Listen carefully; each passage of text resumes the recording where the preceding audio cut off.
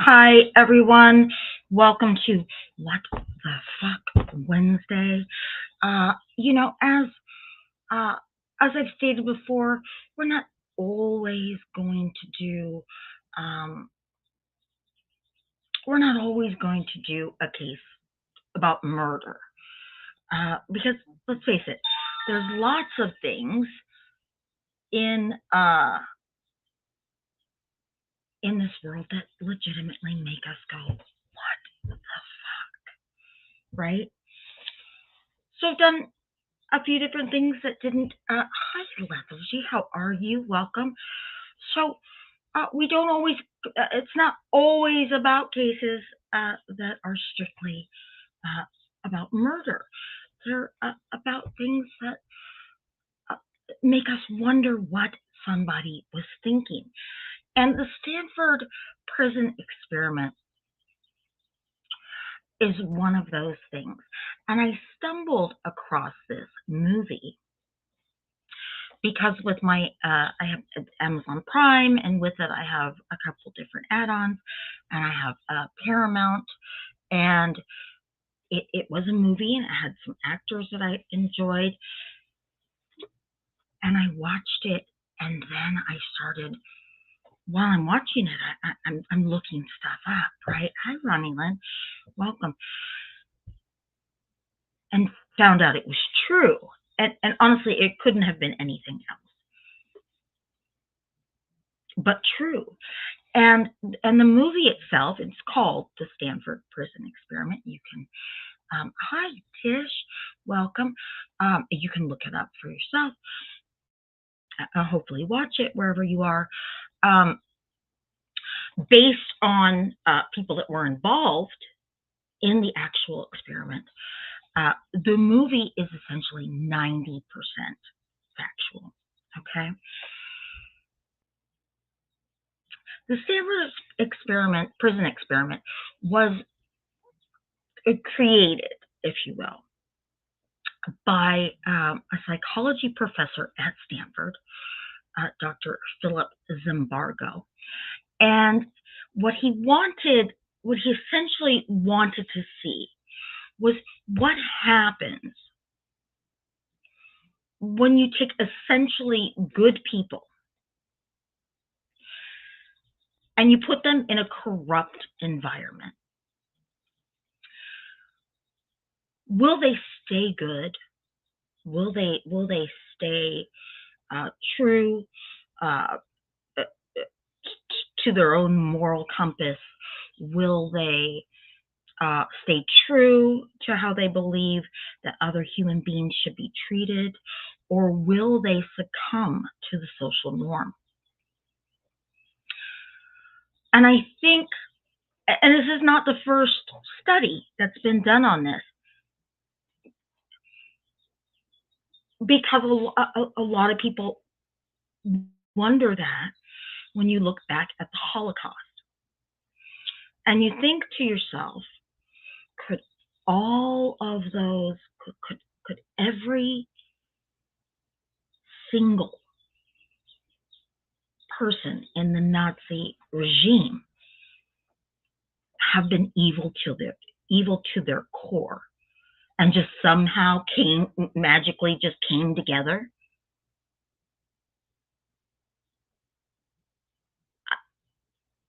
I don't I don't think that's possible. There was an awful lot of bodies that were a part of that Nazi regime. And I would find it very hard to believe that all of them were just innately evil. So what happened? Because a lot of evil things happened, a lot of atrocities, a lot of murders, a lot of degradation, right? And that sparked a lot of people to ask the question, and there were different studies about this. So Dr. Zimbardo wanted to see, he wanted to recreate a prison environment. And hi, Trisha Fitzpatrick, how are you? And he And what he did was he placed an ad in the local newspaper, and I can read you the ad. And it said, male college students needed for psychological study of prison life. $15 per day for 1 to 2 weeks. The study was supposed to last 14 days, 2 weeks, beginning August 14th. This is 1971. For further information and application, come to room 248, Jordan Hall, Stanford U. So this is August 1971. The campus is essentially, well, it's bare because there's no classes. Classes won't start until September, right? And Zimbardo gets permission to do the experiment down in a basement corridor, just one corridor in the psychology building on Stanford University campus. And $15 a day, that doesn't sound like much, right? To either be a prisoner or to be a guard, because nobody knew what they would be. But that's roughly probably about $110 US per day.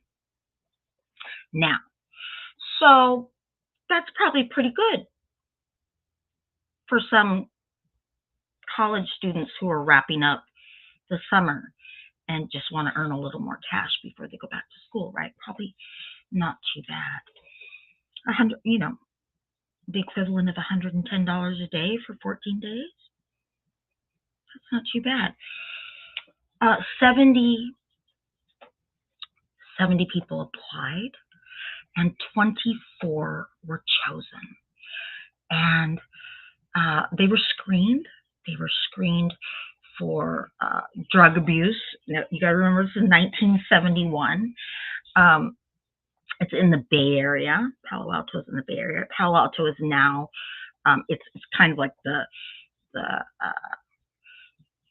mecca for, like, Google is there, and Facebook, and so it's a big tech place now. And of course, there's still Stanford University, very prestigious, very, very prestigious school. They're screened for drug abuse because it is 1971. They're screened for any prior arrests. And they're screened for mental stability. And then I just had to fill out a paper application.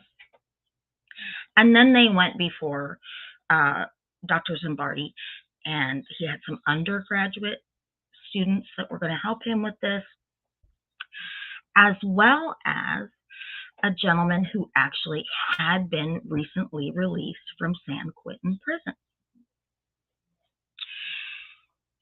And he was there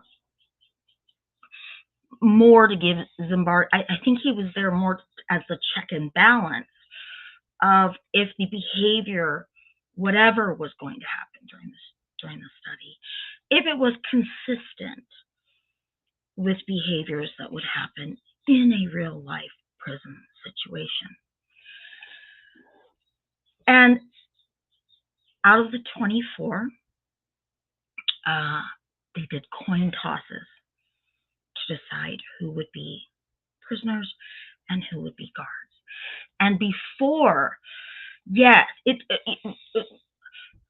Lethargy, if you can, listen, you guys, if you can find the movie, find it, because it's something else. And so what we're going to do is, so before we really get started, I'm going to play the trailer for the movie for you, okay? And see what you think about that. Would you rather be a guard or a prisoner? I don't think I have the qualities to be a guard. Prisoner. Prisoner, I guess. Prisoner sounds like it would be a little less work. Prisoner. Why's that? Nobody likes guards. Good afternoon, gentlemen. This experiment will be an extension of my research into the effects prisons can have on human behavior. You're going to be pleased to know that you all have been chosen to be the prison guards. But under no circumstances whatsoever are you to physically assault the prisoners in any way. So remember, just as you were watching the prisoners, my graduate staff and I will be watching you. All right, gentlemen, we gonna have ourselves a lot of fun. Rule number 1, prisoners must remain silent. This is an exercise period. Okay, is it just me, or are these guys taking this thing a bit too seriously? Why don't you give me 20 push-ups? Look at this guy. Thinks he's John Wayne or something. You address me as Mr. Correctional Officer. This might be an interesting 2 weeks after all. Why don't you make up your bunk, 8612? I did, Mr. Correctional Officer. Well, that's not what I see. Hey, what are you doing? Excuse me!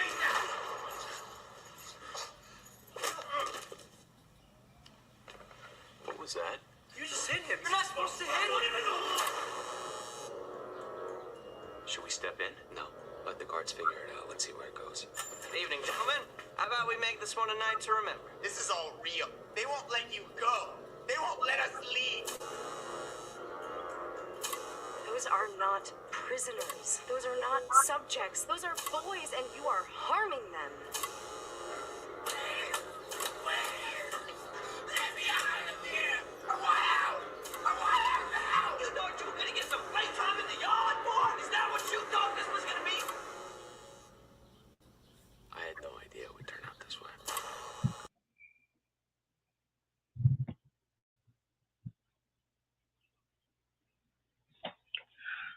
I've actually seen, and you can find it on YouTube, Stanford University had a kind of their own, a lot of colleges do, especially in California, have their own radio stations, and sometimes they have their own little TV stations that are strictly for the university or the college.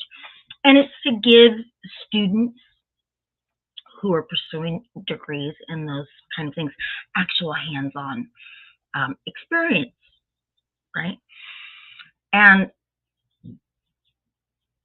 Dr. Zimbardo did a documentary and used a lot of the actual footage because the entire experiment was videotaped. And he used that and put together a documentary for the Stanford TV network that it was, okay? Right. Now, you have to remember, they were predominantly white.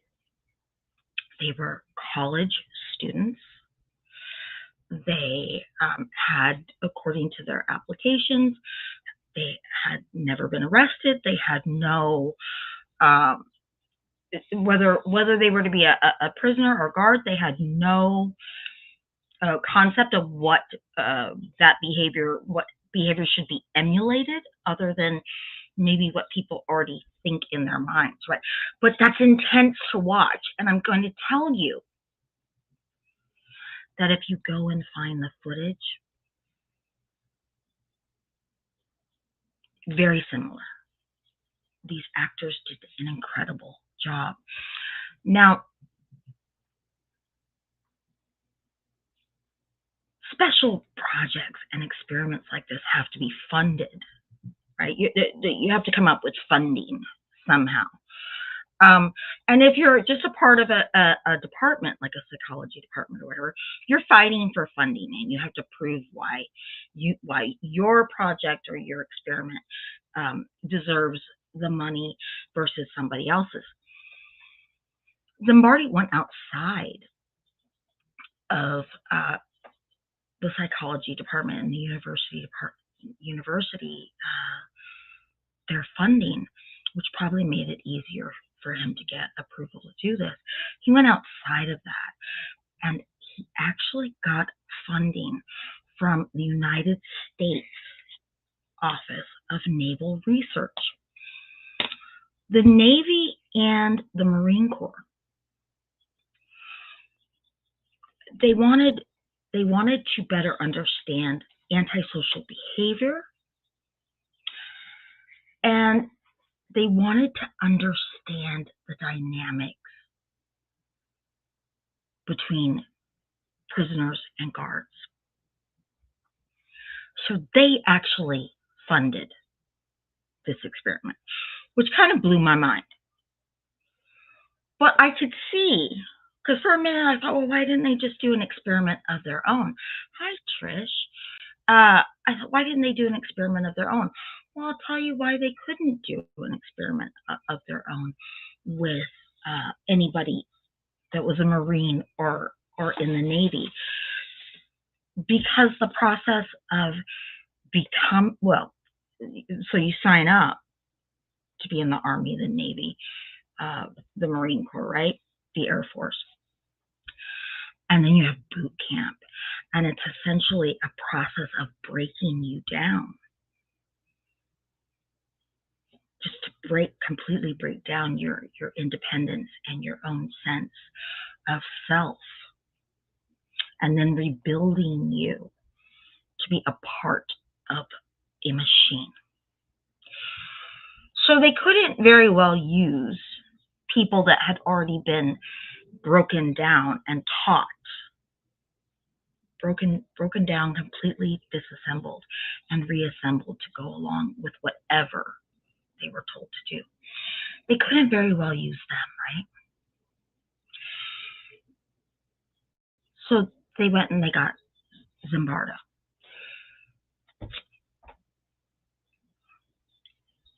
(1971), strange time. Once the 24 were chosen, Zimbardo actually went to the Palo Alto Police Department, who agreed to go and arrest the 12 out of the 24 that were to be the prisoners.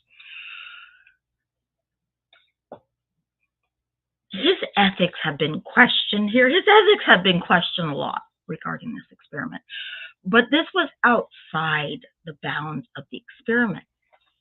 But Zimbardo, it was outside the contract that everybody had signed, because they all agreed. I mean, they were paid participants in this. They were going to be paid for 14 days. But they didn't agree to get arrested. They, at their homes, in front of neighbors. And nowadays, a police department, sheriff's department would never get involved like that, right? But Palo Alto Police Department went and one by one picked up each of the 12 prisoners. They were charged with one or two crimes, sometimes both. Burglary was usually the biggest one. They were frisked. They were taken to the police station. They were given their Miranda rights. They were fingerprinted. And then they were blindfolded and locked into a cell. From there, they were kept blindfolded, and they were then transported to the basement of the psychology department on Stanford University. Zimbardo had taken one corridor in this basement of a very large building, and he had made 4 offices into 4 cells,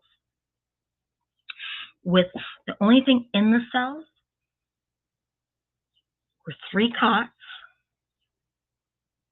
a blanket for each cot, and a pillow. That's it. For the whole, and for some of you are from other countries, you might not be familiar with the term the whole. The whole has historically been referred to as a place in American history for prisoners to be taken that is cold, damp, dark. There's no light in there. So your sense of time is completely thrown off. You don't know if it's day, you don't know if it's night. It's cramped. There's no room in it, and there's absolutely no social interaction other than with the guards who are going to bring you something to eat 3 times a day. So for this purpose, the whole was essentially a broom closet that was at one end of the corridor. So you've got the hole, right? And then you've got 4 cells, 3 prisoners in each cell. And then they blocked off each end of the corridor, and that's where they had video cameras set up, right? The hallway or corridor itself was called the yard, and prisoners were blindfolded every time they had to be escorted to the bathroom. The yard had a table where they would eat 3 times a day, where they would exercise. Other than that, they went back into their cells. Now, these are young guys. Zimbardo really took it very seriously about taking away their sense of self. So once they were brought to, and I'm going to show you some pictures that I have. Now, one thing I want to ask. So what I've said so far, it was 1971, and we were all in college, and we saw an ad for $15 a day, which would be $110 a day, for just 2 weeks to be a prisoner or a guard in an experiment like this. Who thinks just based on that they would apply and do it to earn what today would be the equivalent of $1,500 in 2 weeks as a college student? Who thinks that they would apply? I would. Not knowing which I would be, a prisoner or a guard. I think I definitely would. Anybody else? I mean, you're all a little freaked out because I showed you the trailer. But based on the ad, of course, we're all female, but if it just said college students needed for psychological study of prison life, $15 per day for 1 to 2 weeks beginning August 14th. It is. That's because you saw the trailer. For further information, application, hey, just report to this building, stand for you. You saw the trailer, though, and that trailer is freaky, right? I would. Because I think I'm very adaptable, and I'm adaptable to very extreme situations. So, and I would know in the back of my mind. We think that we would know that it's just an experiment, and somebody's watching, and just 14 days, and could do anything for 14 days, right? Let me show you a picture here. Trailer, no way. So this is what was said. These guards appeared to thoroughly enjoy the power they wielded. Yet none of our preliminary personality tests were able to predict this behavior. So the guards were actually given a bit of an orientation. They were told that they had to maintain order in the prison and that they had to, they could not physically abuse the prisoners, nor could they keep anybody in the hole in solitary confinement for more than an hour. They were given their own uniforms, and that's a big thing because uniforms. Look, they even do it in Boy Scouts and stuff like that, right? It gives it gives the feeling, and it gives the ability for somebody to just look at you and know that you're part of a group. You're part of something that's bigger than yourself. And so it's a way, that's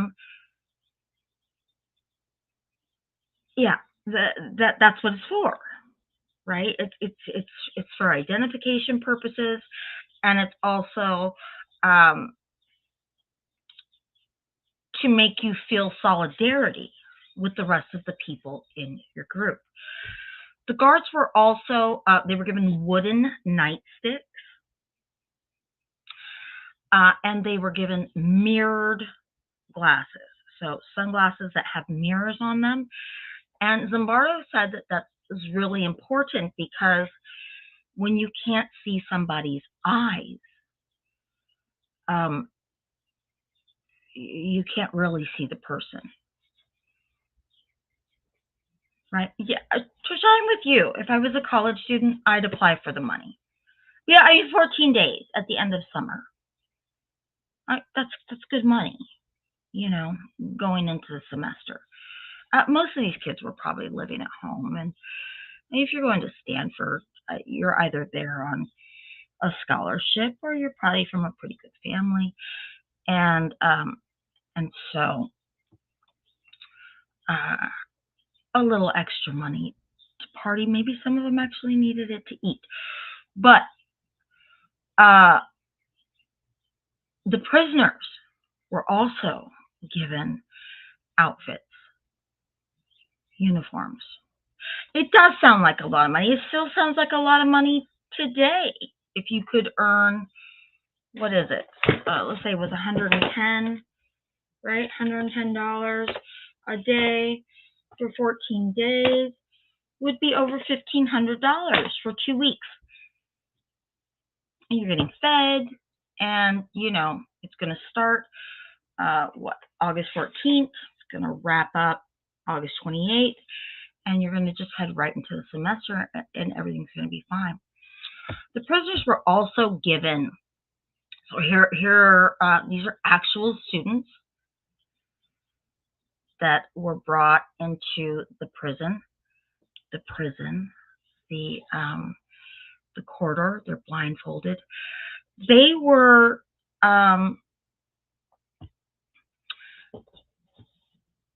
made to wear essentially muumuus, no underwear.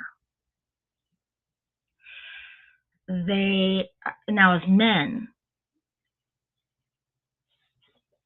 that already psychologically has to be difficult, right?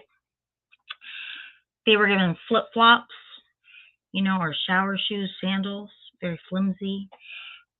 This dress, muumuu.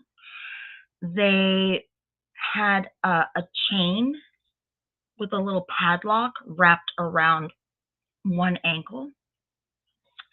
They had a number that was sewn on to their muumuu, and that's who they were. That's who they had to answer to. That's who they had to refer themselves to. That's how they had to refer to each other as, by the number. So their individuality was stripped away from day one.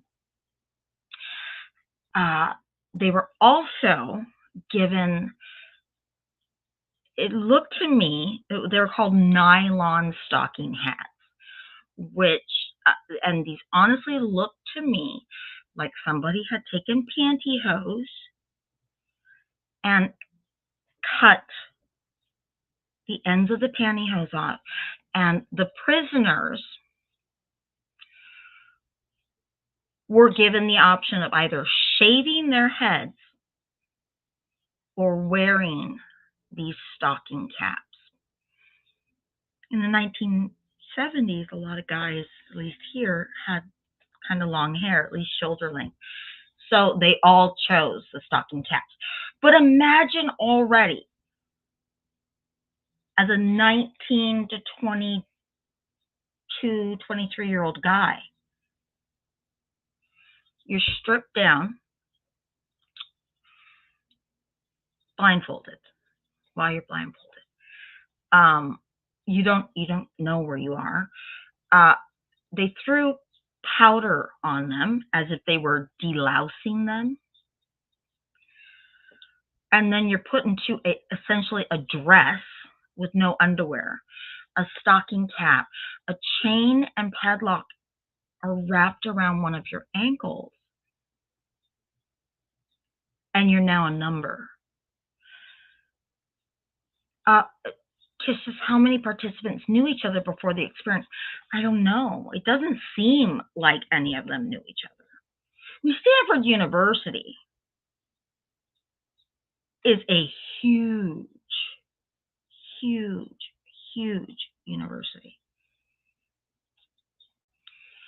And so to 24, to take 24 guys off of a university campus that big, I don't know what, I don't actually know what the population, the student population on campus was at that time, but I have to imagine it was huge.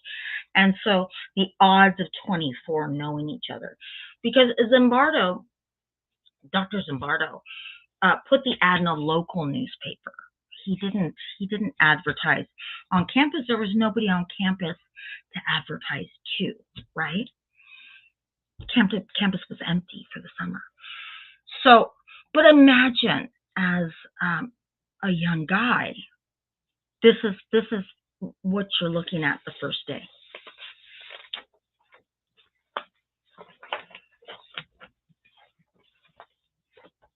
Let's see here.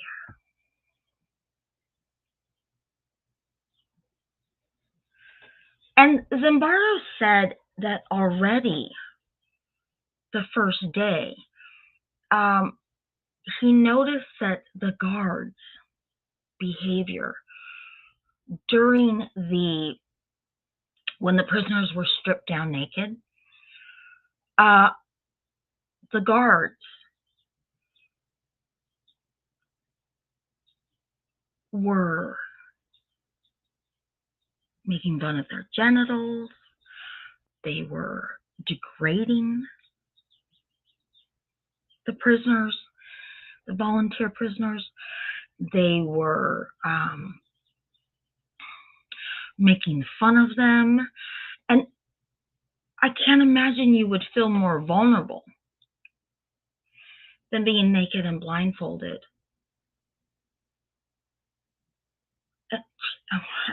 And you still feel vulnerable, I would imagine, as a man in a dress with no underwear and flip-flops, and then to have the chain and padlock put around one of your ankles.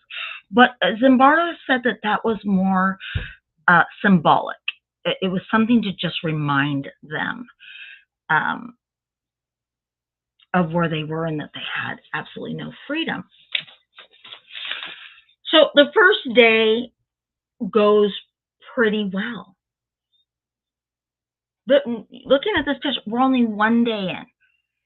Okay, this is Saturday, August 14th, everything was set up. The small mock prison cells were set up. The participants who had been assigned to be a guard had attended an orientation where they were briefed and they were given their uniforms.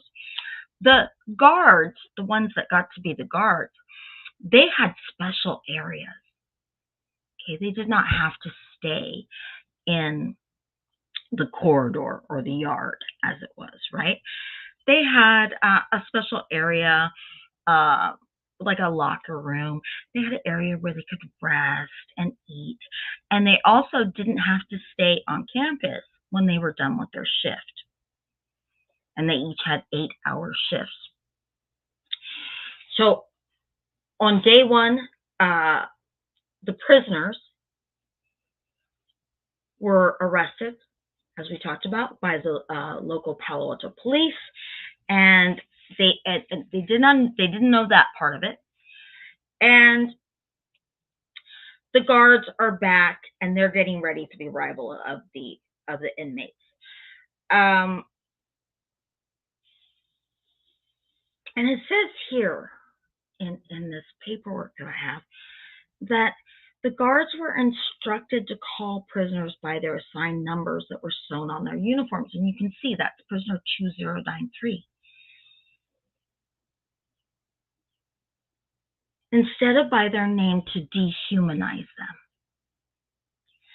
The prisoners were then greeted by the warden, who was Zimbardo. It was Dr. Zimbardo. And Zimbardo says that he conveyed the seriousness of their offense and their new status as prisoners, what the rules of the prison were, and then the inmates were sent to their cells for the rest of the day.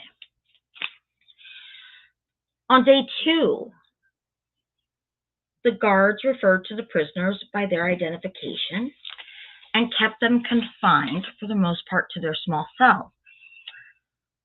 But suddenly, at 2:30 in the morning, the prisoners rebelled against the guards. The guards were attempting to wake them up.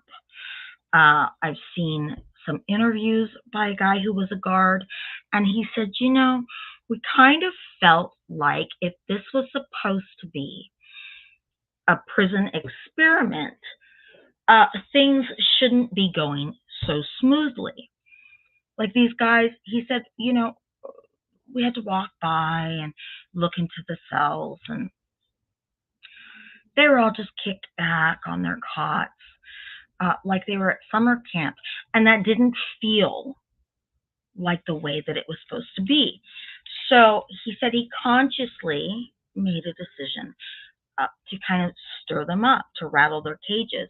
And at 2:30 in the morning, with the other guards that were on duty with him, they decided to wake the prisoners up with whistles and clanging their wooden batons against the metal gates. And the prisoners said, screw this. They refused to leave their cells. They refused to eat in the yard.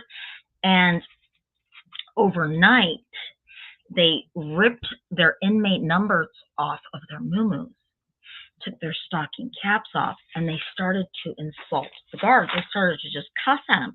They started to cuss at them and talk and embarrass them. That's what one of the volunteer guards said. He said, we felt embarrassed by what they were saying. We were supposed to be in charge, and we knew we were being watched. And here, already on day 2, these guys were defying us, and that just wasn't going to be okay. The prisoners also decided to barricade themselves in their cells. This is day 2. They took the mattresses off and stacked their metal cots against the doors so that they couldn't be opened, and refused to come out.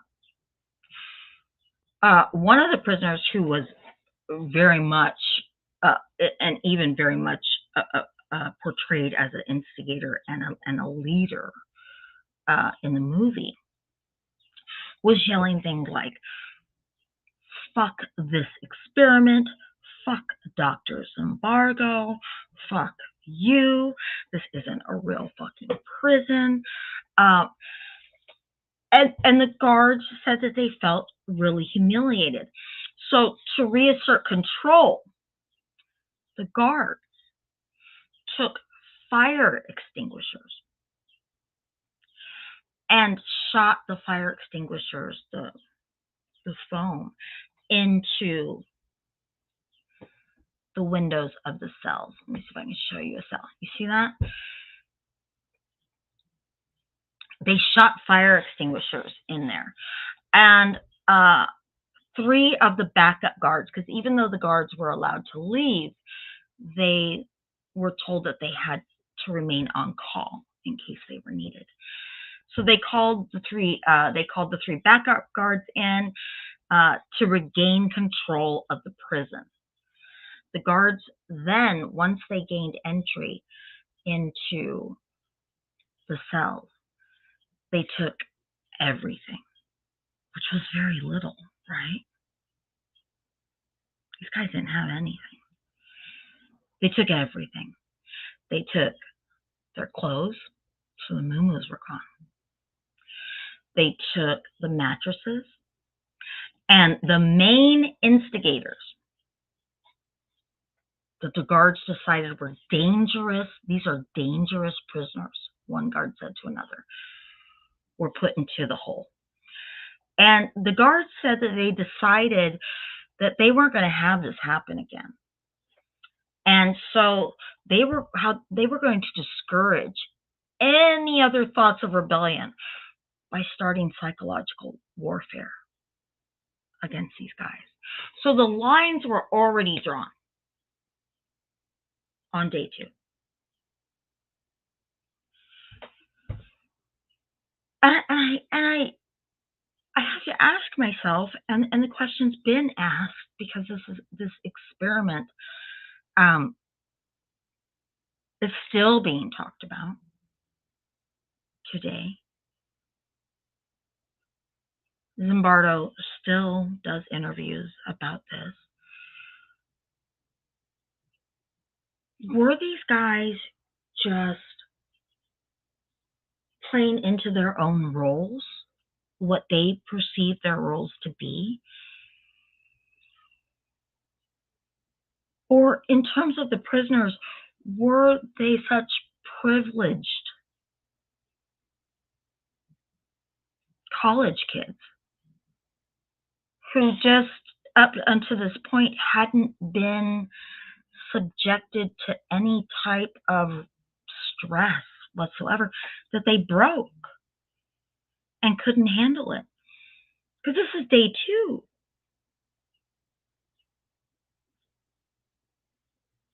And it was a coin toss between who would be a prisoner or a guard. So on the other hand, how did the guards already on day 2 resort to taking away beds, mattresses, blankets, pillows, and clothing?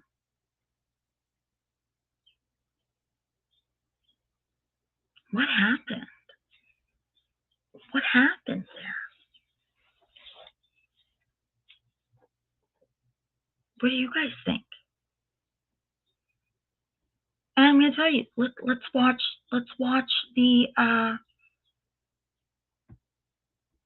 the trailer again, because it very much is like the actual footage that I watched.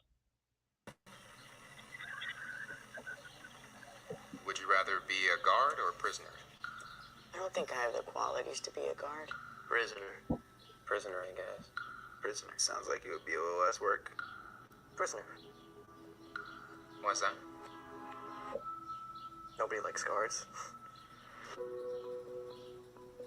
Good afternoon, gentlemen. This experiment will be an extension of my research into the effects prisons can have on human behavior. You're going to be pleased to know that you all have been chosen to be the prison guards. But under no circumstances whatsoever are you to physically assault the prisoners in any way. So remember, just as you were watching the prisoners, my graduate staff and I will be watching you. All right, gentlemen, we're going to have ourselves a lot of fun. Rule number 1, prisoners must remain silent. This is an exercise period. is it just me, or are these guys taking this thing a bit too seriously? Why don't you give me 20 push-ups? Look at this guy. Thinks he's John Wayne or something. You address me as Mr. Correctional Officer. This might be an interesting 2 weeks after all. Why don't you make up your bunk, 8612? I did, Mr. Correctional Officer. Well, that's not what I see. Hey, what are you doing? It's just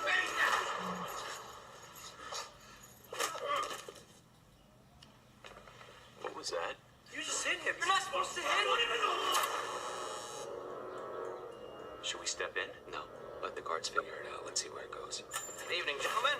How about we make this one a night to remember? This is all real. They won't let you go. They won't let us leave. Those are not prisoners. Those are not subjects. Those are boys, and you are harming them. Let me out of here. I want out. I want out now. You thought you were gonna get some playtime in the yard, boy? Is that what you thought this was gonna be?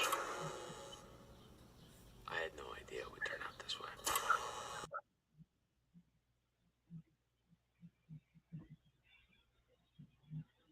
Crazy, right?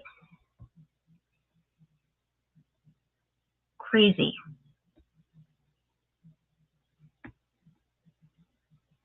Hold on one second. So when you look at that and you see that when it really,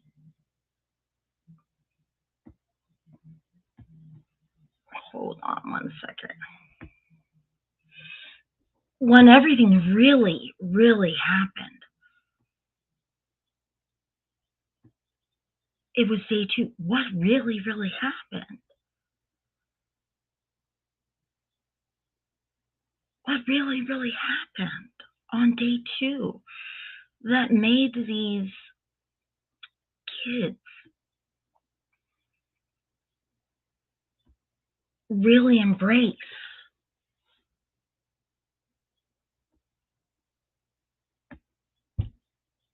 their roles? On day 3, so one guard took, essentially, he took the most control. And they referred to him as John Wayne because he just had such a macho attitude. And other people said that he was a lot like the warden in a movie called Cool Hand Luke. And he even took on, it's really interesting to watch his transformation in the actual movie. He even took on this kind of drawl when he would talk to the prisoners. And he decides he's going to up the ante. And he really, I would say he more steered the ship in some more sadistic ways. On day 3, in order to further try to discourage the disobedience, day 3, the guards decided that they were going to separate the prisoners. Now, mind you, the 12 prisoners are already separated except for meal times and times when they're in the yard, the hallway, if you will. And you can see that's the table where they would eat at. That's pretty much the only time they were together, or when they were brought out for count or forced to exercise. But the guards decided that they were going to really set up, they're going to break the loyalty up. So they decided what prisoners that they thought had minor roles in the rebellion of the prisoners carrying their numbers off of their muumuus and stacking their beds up against the door. 8612, whose actual last name is Corpy, he's actually a prison psychologist now. He was the biggest ringleader in the rebellion, and he was always picked on the most, especially by John Wayne, we'll call him. So the prisoners that had minor roles, the good prisoners, they were only 3 of them. They got to spend time in the good cell, where they got their clothing back, they got beds, and they got food that nobody else got. The other 9 prisoners did not get food. They didn't get their clothes. They didn't get their beds. They didn't have blankets, nothing. And after about 12 hours, the good prisoners went back to the old cells that didn't have any beds. But by now you can see that there's going to be a division,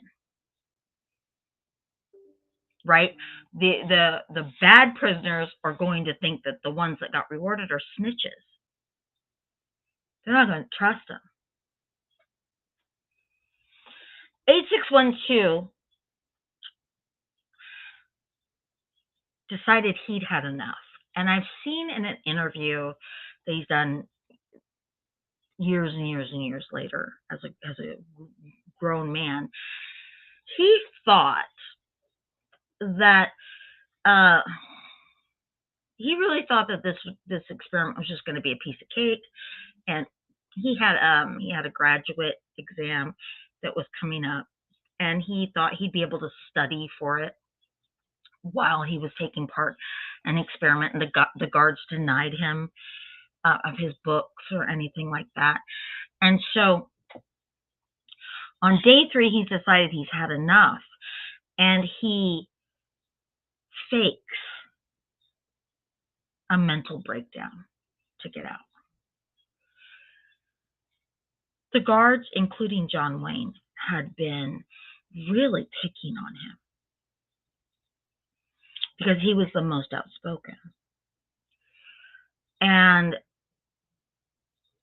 they identified him as the leader. And so they obviously felt if they could break the leader and leave the others without any leadership but their own, the others would just fall into line. 862, after 36 hours, fakes a mental breakdown, and he's in the hole.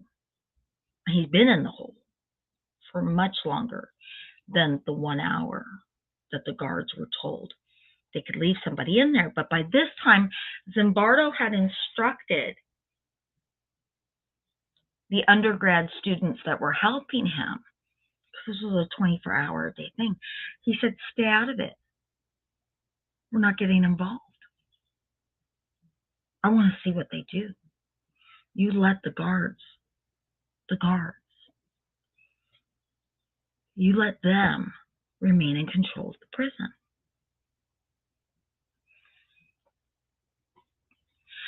(8612) begins screaming inside of the hole, the broom closet that he was locked in. I can't stand another night. I can't take it anymore. Oh, Jesus Christ, I'm burning up inside. Zimbardo wasn't there. Dr. Zimbardo wasn't there when this happened. And a research student decided to release 8612. 8612 had told the other prisoners that he was going to do this, and that if he got out, he said, if any of us get out, and in fact in the movie, several of them tried to escape. He said, if any of us get out, we have to come back with people, with help to get everybody else out of here. Because 8612 had met with Zimbardo in the role as the warden, and had said, I got to get out. I have to see a doctor. My stomach hurts, my this, my that. And Zimbardo said, no, here's what I'll do. I'll tell the guards to take it a little more easy on you. I'll tell them not to pick on you. And in return for that, I want you every now and then to give me information on what's going on in the prison, okay? So 8612 went back to the prison really confused. And he was almost hysterical. And he said, they're not going to let us go. This isn't an experiment. They're not going to ever let us out of here. And that's when he started freaking out. And that's when the research assistant went ahead and let him go.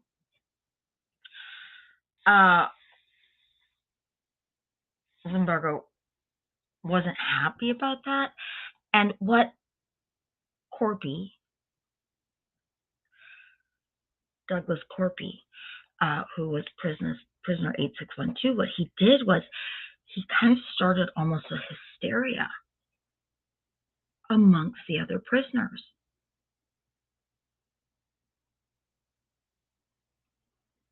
And they didn't know. And half were going along with anything the guards told them to do. Anything.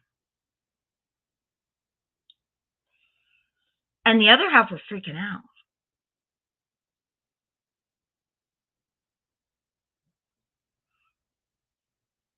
They even wrote letters home. And I think it was by the third or fourth day, one of the inmates signed his letter with his prison number, not his name. What happened?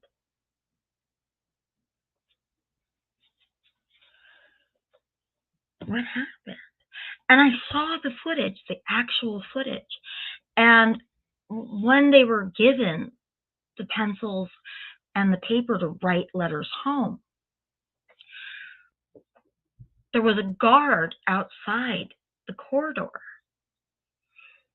who was telling them what to write. And then when it got to the end, the guard said, now sign the letter with the name your mama gave you.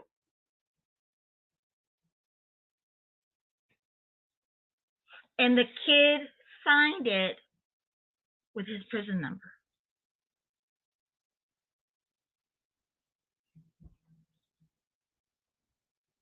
How does that happen in 3 or 4 days?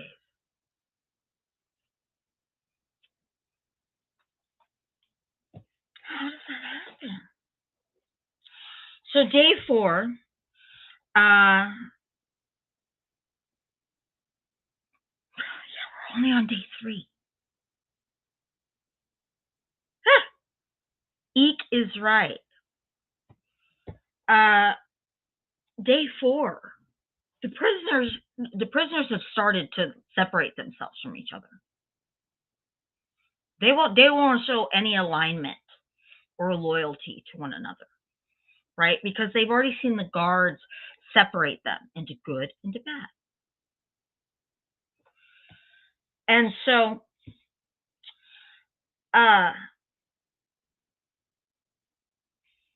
the ones that had been, the rioters, the ones that had really taken part in the rebellion, they viewed the other ones as snitches, and vice versa. The good ones didn't want to lose anything. They didn't want to, risk losing their moo-moos. They wanted their beds back. They wanted to eat. They didn't want to go to the hole. And so they likewise did not trust the other prisoners.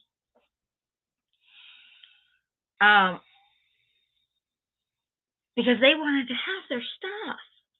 And they knew that if they showed any alignment the very little that they had, that they weren't going to have it anymore. Like I said, they didn't have much. They had a dress, a cot, a very thin mattress, a thin blanket, and a pillow. All they had. And food. And they got to go to the bathroom, which the guards shut down. The guards shut that down pretty fast. The guards decided that that the prisoners could now just go to the bathroom in buckets in their cells in front of each other. So they would no longer be even blindfolded and escorted to a bathroom. So the degradation and the dehumanization is further continuing. And John Wayne, the fearless leader of the guards, he'd ramped everything up to such an extreme. He was having them come out. You see here, they're lining up. And he would make them sound off, call out to their by their names, their numbers, right? And he'd make them sing it. He would he'd make them clean toilets with their bare hands.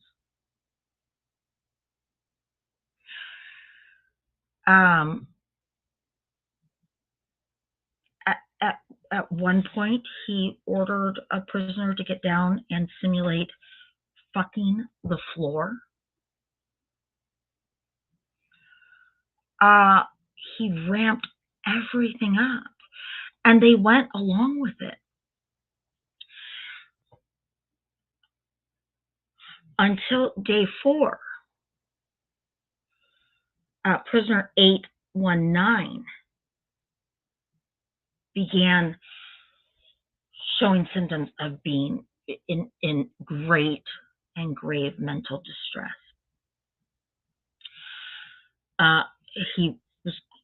The guards observed him crying, sobbing in his cell. They brought in a priest, a real priest, a priest that had actually been a prison priest, to talk to him. And he would want to talk to the priest. He asked for a doctor. He said he wanted to talk to a doctor. And the priest began asking him questions like, what are you doing to secure your release? What are you in here? What are you in prison for? And prisoner 819 responded with the offense he'd been charged with. He didn't even say, I'm in here because I agreed to be part of this study and I'm getting paid for it. He didn't say that. What are you in here for? I'm in here for burglary. Okay, what are you doing to get your release? What? What are you doing, son? What does your attorney say about getting you bail? When's your next court hearing? Well, none of that was happening.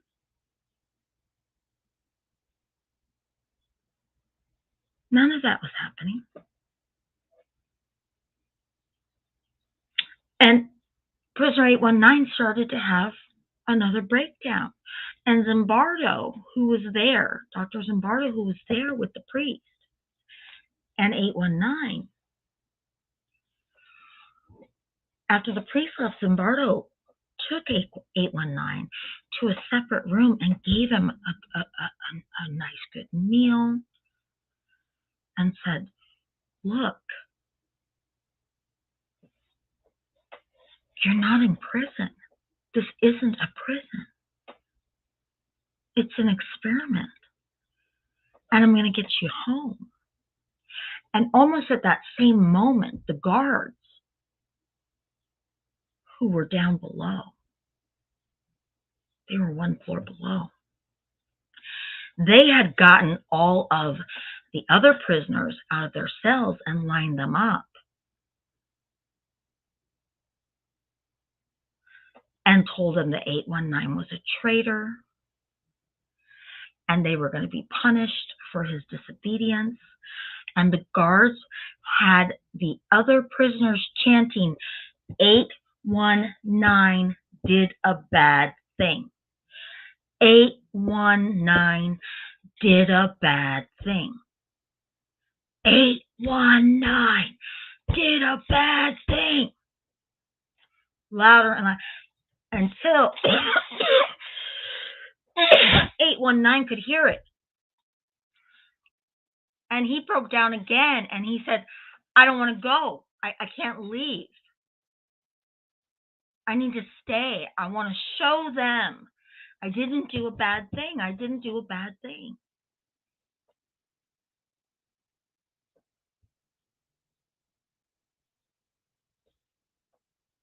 Zimbardo got him out of there. He was scared for the kid. And so Zimbardo made him leave. Got him home. Day 5. We're only on day 5. These are some of the things that the guards would make them do when they would bring them out. Can you imagine as a man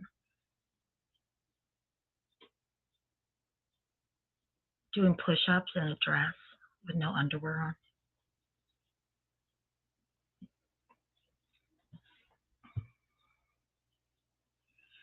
I can't imagine feeling that vulnerable. So Thursday, day 5, August 19th. This was a day that was set up for visitation. So the prisoners could finally get to see their family and their friends. And Zimbardo and the guards intentionally made the visitors wait for a very, very long time before they could see their loved ones. And while they were making them wait, Zimbardo let the prisoners eat a hot meal and get cleaned up. And they were also briefed and told that only 2 visitors could see one prisoner at a time, and just for 10 minutes. 10 minutes was it. And a guard would watch everything. And if these prisoners complained whatsoever, visitation would be over. Some of the parents were really, really concerned with their sons' appearances. These kids, well, clearly they were under a huge amount of mental duress, right? Having been stripped naked several times, having to go to the bathroom in a metal bucket in a room, and the buckets were not emptied because the guards said that the prisoners deserved to have to smell that. They had had food withheld. They'd been locked in the hole, the broom closet, which was pitch black. They had no sense of day or night or day, because they were in the basement of a building. They were sleep deprived, humiliated. At one point, one of the alternates that was brought in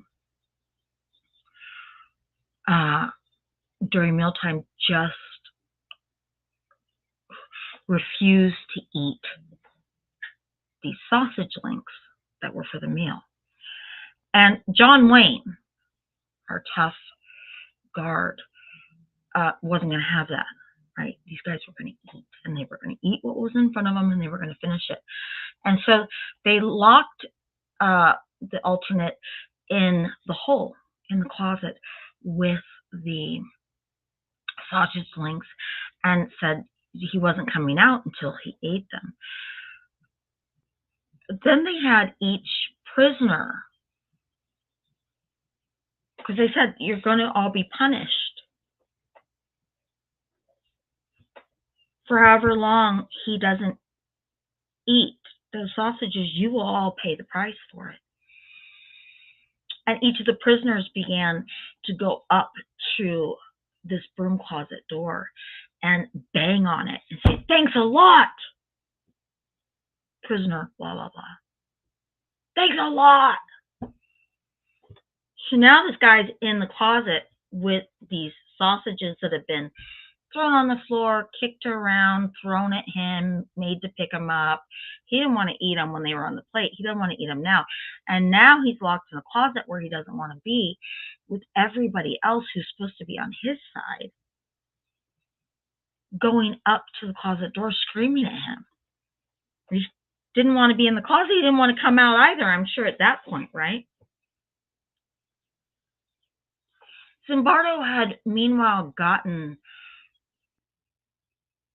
he'd found out that, you remember good old 8612, the first one to leave, the one that said, when we leave, if any one of us makes it out, we're going to come back and break the other ones out. Zimbardo got word of that. And he freaked out. And so what he did was he moved all of the prisoners to an upper space in the building. He had the guards all come in and work dismantling the prison and rebuilding it on an upper floor, so that if 8612 showed up to break the other prisoners out, the corridor where the prison had been would be empty. And Zimbardo say, we ended the experiment and everybody went home. And then he sat up all night in the corridor where the prison had been, waiting.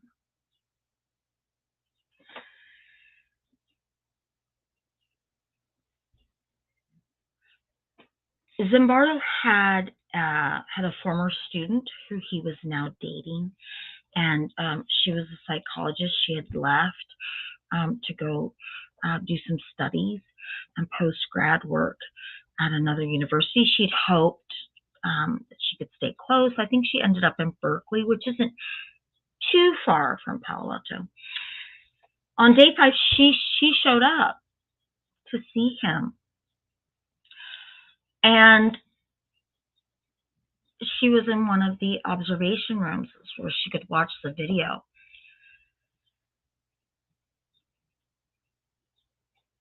And she also visited the prison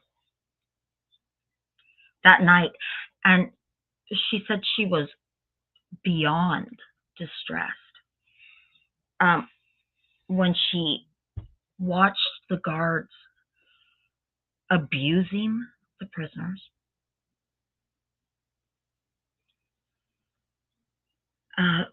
forcing them to wear bags over their head. And at one point, John Wayne had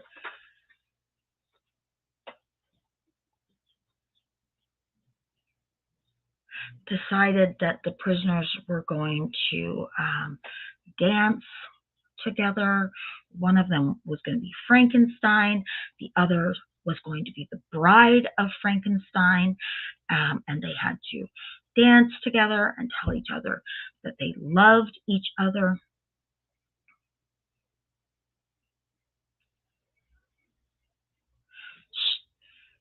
She went to Zimbardo and said, I don't know who you are anymore. These are not prisoners. These are boys, and you're hurting them. And she said, you've been changed. Like, you have bought into this idea that this is your prison and you're the warden. And you're not the psychology professor anymore running this experiment. And she said, if you don't end this, I'm going to leave you. I'm going to leave you. Because I'm not going to spend my life with somebody that does this. Because I don't know who you are. This is making me wonder who you are. You're doing this to see if there's a change in good people that are put into a bad environment. And I'm telling you, you're the one that's changed.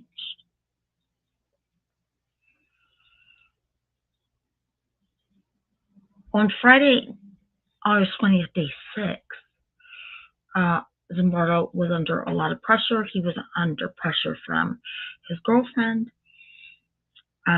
He was worried. There were some parents that were concerned. There were some parents that had actually gone to the public defender's office and had public defenders come see their sons. And I've seen the footage, and the public defender doesn't talk to them necessarily about getting out. He's more talking to them about the rules of the prison, and it was just a trip. They did, Zimbardo and his undergrad students did offer parole hearings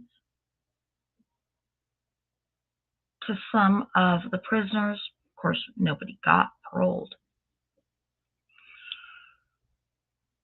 But they were run through the gamut of that, reminded how bad they were, how horrible their behavior in prison had been, and that they weren't ready to leave.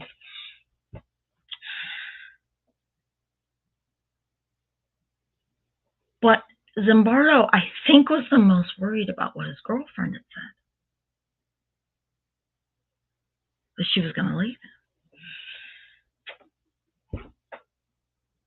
But he was also becoming really concerned, and one of his research students had left the experiment because of the increasing brutality that was exhibited by the prison guards. In fact, at one point, John Wayne had the prisoners simulating sodomy on each other. And they did it. One laid down on top of the other. And they simulated having sex with the other prisoners because the guards told them to. The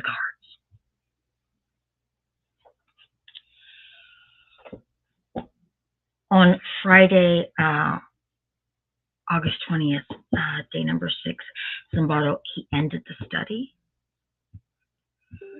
I don't know if he would have ended it if his girlfriend hadn't intervened, which is a little bit scary. It's scary to think what happened in 6 days, and it's almost even more disturbing to think about what might have happened in the next 8, right?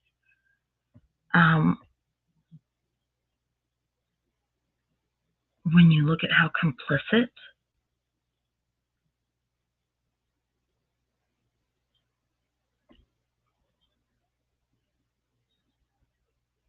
everybody was in this.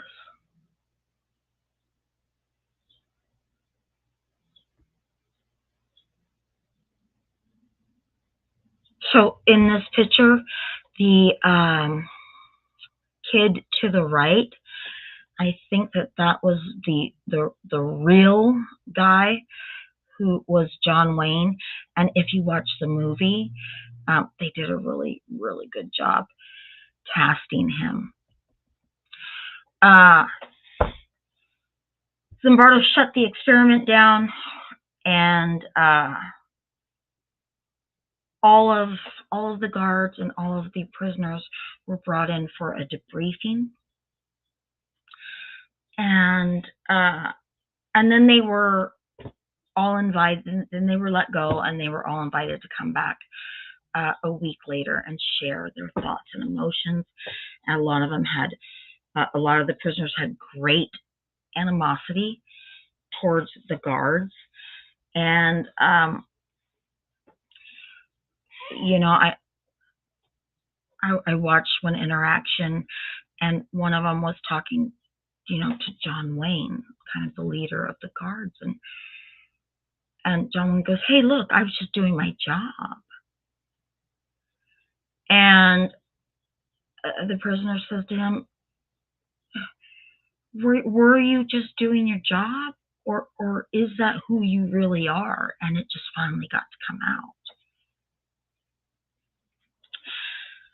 It took a while, but they did dismantle the actual prison. There is a plaque that is in the building in the corridor, but eventually they did dismantle it. But, you know, they took a lot of psychology students through it first. And this is Zimbardo. And he's written books, and he's lectured all around the world. And there's been other studies since this, because you really have to, you really do have to ask, how did this happen in 6 days? What the fuck happened? Was it just the uniform?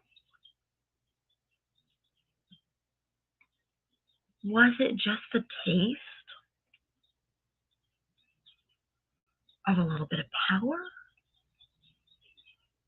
over another human being? What happened?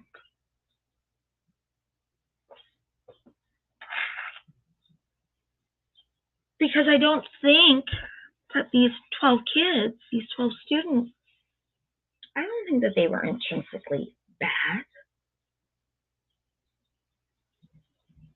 How did it go so bad in 6 days? And this really, the movie is just intense. So 2015, it was released in 2015, called The Stanford Experiment. I've showed you guys the trailer a couple times. I'm sure you can find it a couple different places. I think it's even on YouTube. You might have to rent it. But like I said, I got it. I have it on Prime with my Paramount subscription, but it could be other places. But it is it's really, really intense, and it feels like you're watching a documentary. And almost by the time that you're done watching it, you feel, you almost feel like you haven't breathed, like you haven't even taken a breath. It's not very long. It might be like 90 minutes, but it does make you wonder. I think Ronnie Lem brought up the Stockholm Syndrome. Yes, what people will do to try to kind of cozy up to their oppressors, right? We know we saw that with Patricia Hearst. I should probably do a what the fuck on her one day, right? Patricia Hearst, I mean, my God, daughter of one of the richest, most powerful men in America, gets kidnapped.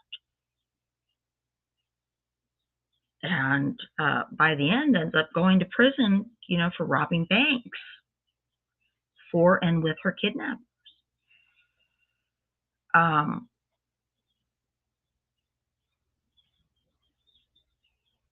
She was locked in a closet, you know.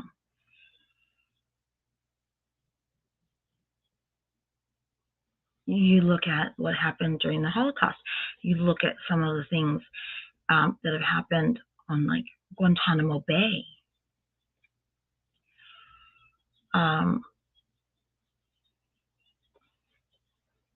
Which is where the Navy keeps prisoners, usually terrorists. And video has come out of some horrible things that the guards do to the prisoners there. And you can't say that they're all bad. So what happens psychologically? Okay, I don't believe every German that was part of the Nazi regime was bad. But that they followed orders till the end.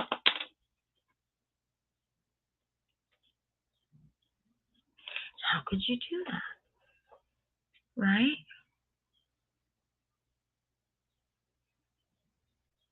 How could you do that? Anyways, what did you guys think? And everybody saw the trailer, right? Does anybody need to see the trailer again before we wrap this up? Isn't it just a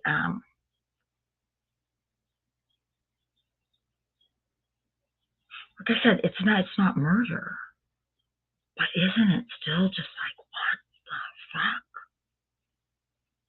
6 days. And they were simulating having sex with each other. They were turning on each other. They were, 36 hours in, they were faking nervous breakdowns to get out. And listen, I've seen some of the footage. You guys can see it too on YouTube. There's no way what I've seen was 6 days of 24 hours a day footage. So it always makes me wonder what else was going on. But very intense situation, and it makes you wonder, what would you do? What would you do in a situation like that? Now, not all of the guards were corrupt. Zimbardo said because he had to essentially he had to write a paper, a briefing for the Navy, right? Because the United States Office of Naval Research is the one that funded this.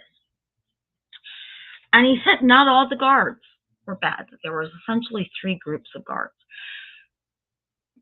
There were the sadistic ones that just seemed hell-bent on mental, physical, emotional torture. Then there were the guards that just really walked the straight and narrow. They just upheld the rules of the prison and did the things that they were supposed to do. And then there were the guards that were sympathetic and did little favors and things for the prisoners, and didn't really, when any of the other stuff was going on, they really stayed in the background and more tried to just enforce little things. They really did not want to participate. So he said there were distinctly, out of the 12 guards, there were distinctly 3 different personalities groups that formed. The sympathetic, the ones that felt bad and wanted to make things easier, the ones that just walked the line, and then the ones that stepped way, way, way over it. Yeah, well, I might have, Trisha says, now do I want to watch the movie? It was a really, really good movie. It's too bad that I had to kind of give away the ending for the sake of this, but it was very good. So that is going to be it for today. Does anybody want to see the trailer one more time as we exit? I'm not sure what we're going to do, what I'm going to do next week, but I will post it soon. I'm not sure what case I'm going to do. And on our way out, we'll run the trailer one more time. And I will see you guys Would you next. rather be a guard or a prisoner? I don't think I have the qualities to be a guard. Prisoner. Prisoner, I guess. Don't forget to Sounds like like it would be a little less work. this Prisoner. if you liked it, okay? What's that? Nobody likes guards. Good afternoon, gentlemen. This experiment will be an extension of my research into the effects prisons can have on human behavior. You're going to be pleased to know that you all have been chosen to be the prison guards. But under no circumstances whatsoever are you to physically assault the prisoners in any way. So remember, just as you were watching the prisoners, my graduate staff and I will be watching you. All right, gentlemen, we gonna have ourselves a lot of fun. Rule number 1, prisoners must remain silent. This is an exercise period. Okay, is it just me, or are these guys taking this thing a bit too seriously? Why don't you give me 20 push-ups? Look at this guy. Thinks he's John Wayne or something.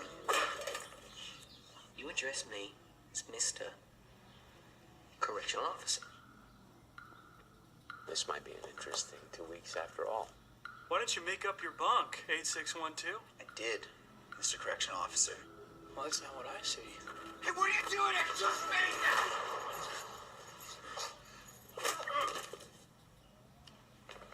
What was that? You just hit him. You're not supposed to hit him. Should we step in? No. Let the guards figure it out. Let's see where it goes. Good evening, gentlemen. How about we make this one a night to remember? This is all real. They won't let you go. They won't let us leave. Those are not prisoners. Those are not subjects. Those are boys, and you are harming them. Let me out of here! I want out! I want out now! You thought you were gonna get some playtime in the yard, boy? Is that what you thought this was gonna be? I had no idea it would turn out this way. Thank you, everybody. Have a good afternoon or evening, rest of your day, and I'll see you back here next week. Thank you for everyone that hit the like button. Thank you for joining, and I'll see you back here next week with another